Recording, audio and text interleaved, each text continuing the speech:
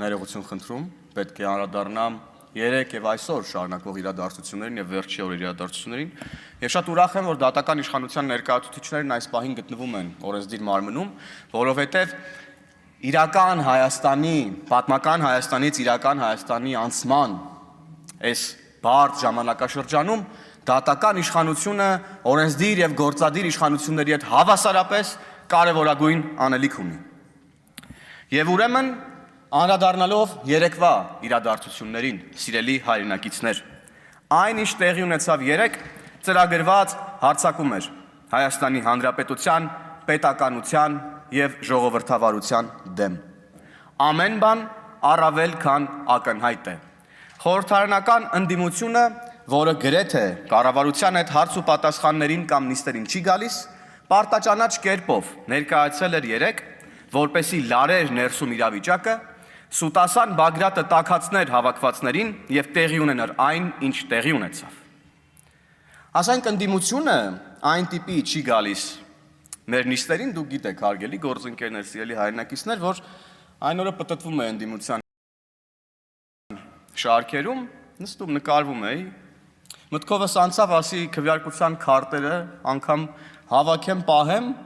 չեն էլ իմանա, որ իրանց քվեարկության քարտերը պահել ենք, այդքան շատ իրանք չեն գալիս գործի, չնայած չէ, առավոտները գալիս են, թե բա ներկա, մենք էստեղ ենք, մեր փողերը տվեք, այդ են, էս են,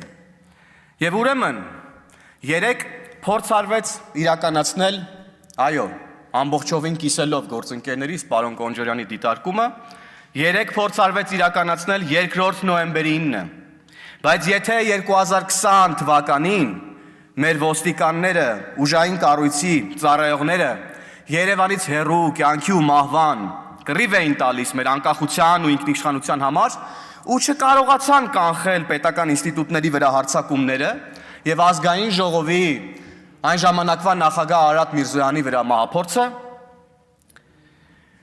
ապա այսօր նրանք այստեղ են, բայց ցավոք այստեղ Երևանի կենտրոնում են ստիպված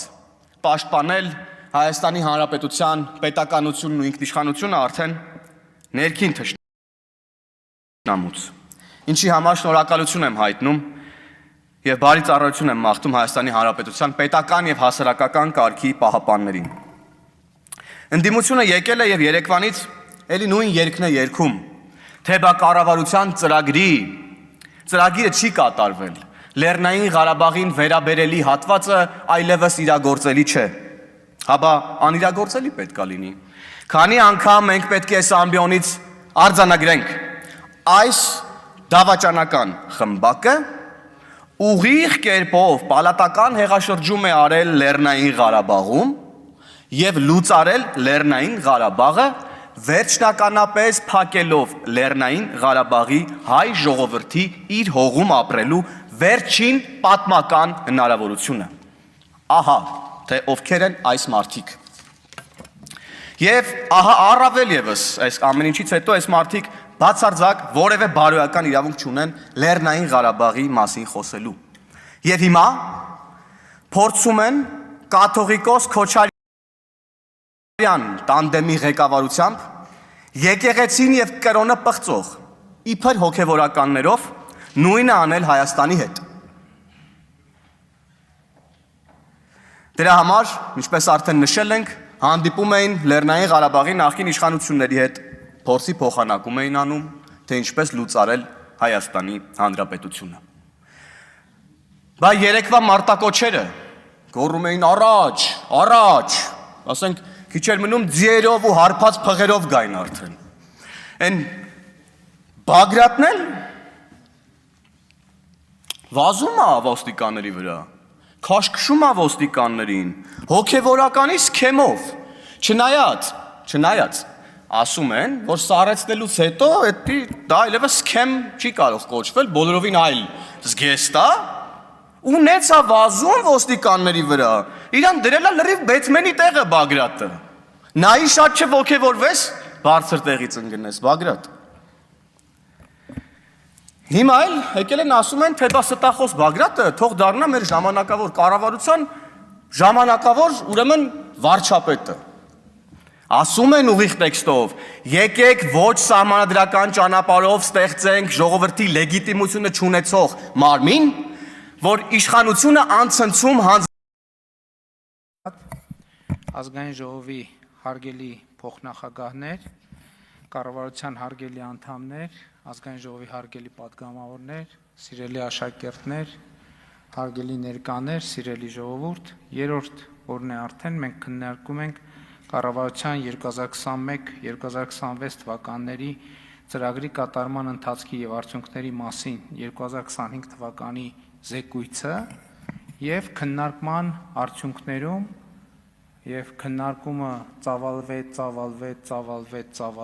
եւ եկավ դարձավ այն, ինչը կոչվում է նախկին ներկա բանավեճ։ Սա տեղի ունեցավ, ընդ որում տեղի ունեցավ չնախատեսված հանգամանքների բերումով։ Ես ճիշտն ասած այսքան տեսարան առաջի անգամ էր, գուցե նախկինում չեմ նկատել։ Շատ պատահական հանգամանքների բերումով տեղի ունեցավ, որովհետև դե զեկույցը ներկայացնում ես, մեկ է տեսնում ես, այն դռնից ինչ որ մարդիկ են մտնում, սենց արած, գալիս սենց ինչ որ գործողություն են անում, սենց արած, էլի դուրս են գալիս, ասում եմ, այս ինչ հաշիվ է ժողովուրդ, այս ինչ հոսք է, մարդկանց այս ինչ հոսք է, չեմ տեսել տես բան, ես 6 տարի պատգամավոր եմ եղել, 8 տարի վերջը եկել եմ այսքան, գոնե չեմ նկատել, գուցե եղել այլի չեմ նկատել, բայց որ սենց ինչ որ սենց հոսքեր լինի, ասին մարդիկ գալիս են գրանցվեն, որ աշխատավարձ ստանան։ Այս մարդիկ մեզ 8 տարի է շշի են շարում, թե ինչ որ բաներ, պարգևավճարներ, չգիտեմ ինչ, գալիս են թաքուն գրանցվում գնում, որ ենթադրենք մի քանի կոպեկ կամ բան ավել ստանան եւ արդյունքում ես դա ֆիքսեցի հրապարակեցի, իրանք ստիպված էին հետո գալ եւ մասնակցել ելույթների փուլին եւ ելույթների փուլին մասնակցելով մենք էլի եկանք հանգեցինք նախկին ներկա բանավեճին եւ դա փաստա չնայած ես ինքս այս անդոնից նախկինում բազմիցս ասել եմ, որ ժողովուրդ պետքա այդ բանավեճից դուրս գամ, բայց այս բանավեճը ուրիշ մի հատ շերտ բացահայտեց գոնե ինձ համար, որը ես միջևես այդ դիտանկյունից չէի նայել, չէի նկատել, որովհետև այդքան որ ասում ենք պատերազմի եռագլուխ կուսակցություն, բայց այս քննարկումը նաև ակնհայտ դարձրեց եւ նրբություններ բացահայտեց, որ այդ պատերազմի եռագլուխ կուսակցությունը իրականում ճշգրիտ նույնն է նախկինների եռագլուխ կուսակցությունն է։ Որովհետև այն որ մենք այսօր անվանում ենք պատերազմի եռագլուխ կուսակցություն, որը հայտ է ներկայացնում 2026 թվականի խորհրդարանական ընտրություններին, դա ճշգրիտ Ռոբերտ Քոչարյանի իշխանության տարիների կոալիցիան է։ Այդ կոալիցիայի մեջ էր ԲՀԿ-ն, այդ կոալիցիայի մեջ էր Դաշնակցությունը, այդ կոալիցիայի մեջ էր Հանրապետականը։